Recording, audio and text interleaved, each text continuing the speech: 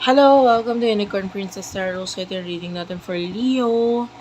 Sun, Moon, Rising, Venus, Jupiter, Leo. Take only what resonates.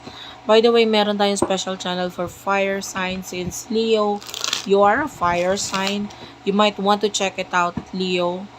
Ang channel na yun ay Fire Sign Philippines. Search mo na lang.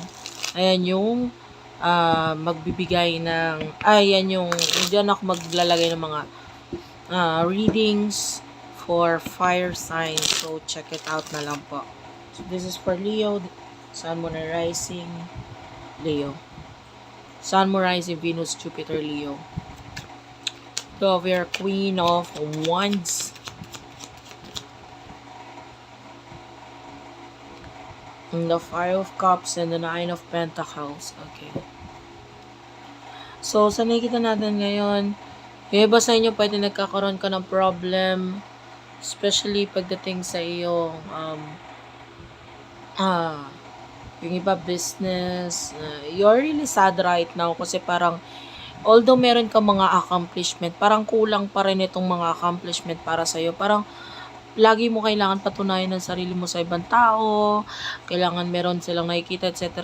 Yung iba, family mo, kailangan ganito, ganyan. So, meron ka pa rin hanggang ngayon, pinapatunayan mo pa rin yung sarili mo para sa kanila. So, yung iba, iba sa inyo, pwede may mga plano ka para mas madagdagan yung respeto, pagkakilala nila sa'yo. So, anyway, sino ba yung person na nakakonect mo pagdating sa love? For the sign of Leo, Sun, Moon, Rising, Venus, Jupiter, Leo. Person na nakakonect mo pagdating sa love. For the sign of Leo, Sun, Moon, Rising, Venus, Jupiter, Leo. One last shuffle.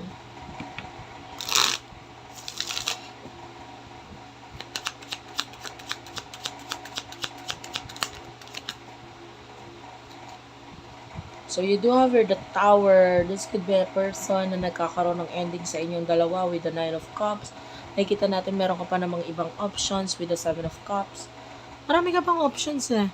Kung hindi pa dumadating, paparating itong ibang options para sa'yo. Kung nag-end din sa inyo nitong person na to with the Five of Swords, kailangan mo na talaga siya i-cut off sa buhay mo. Meron ka mga lessons na natutunan sa kanya at may mga matututunan ka pa. So, hindi pa naman huli ang lahat or hindi pa naman, kumbaga, end of the world kung mawala itong person na to. So, nakikita natin yung ending sa inyo.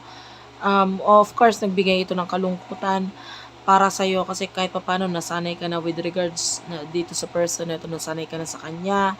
Pero, there's other opportunities or other people na mas magbibigay ng better offers para sa'yo. Okay?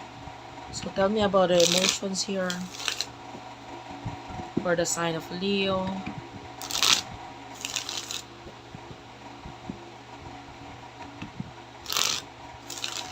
Sun, Moon, Rising, Venus, Jupiter, Leo. Emotion ninyo sa isa't isa. You have here the Two of Swords and the Knight of Wands.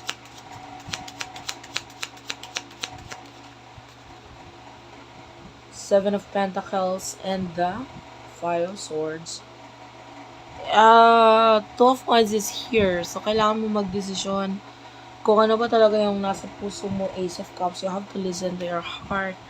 With the Nine of Wands, nakikita natin na may mga gusto kang tanggalin na parang bara sa buhay mo. Like, pagdating dito sa connection nito, pwedeng isa ito sa person nito na naging dahilan para hindi maging continuous yung flow sa buhay mo. And you need to get rid of the person talaga. With the Two of Swords, nasa sayo ang desisyon, nasa sayo din ang aksyon. So, kung ayaw mo mag-stay ito sa itong person ito sa buhay mo, which is meron naman tayo nakikita mas better na opportunity or better person para sa'yo, and nasa sayo yan.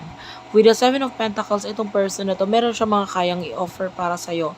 Pero yung offers niya is not enough to fulfill kung ano yung pangangailangan mo at kung ano talaga yung gusto mo sa buhay mo. Five of Swords, yeah, you really need to cut off this person. Follow your heart. Ace of Cups. Ikaw na mismo nakakaalam kung ano yung mas better or mas okay para sa'yo. Ito parang clarity lang to eh. Parang ito binibigay ko sa iyo, sign lang to. Ito na yung sign, no, na parang, kung enough na, meron namang mas okay at mas mag-workout para sa iyo sa buhay mo. Kailangan mo lang hayaan na dumating ito sa iyo. Okay? So, pagdating sa future, what is happening in the near future for you, Leo?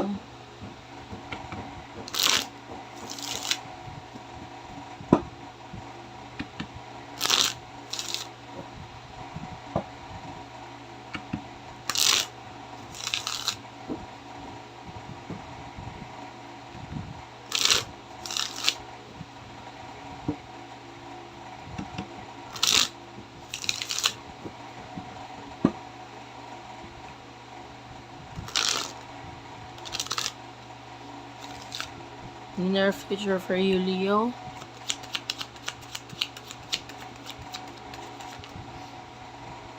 You do have here the Queen of Pentacles, the King of Cups, Eight of Swords, yeah.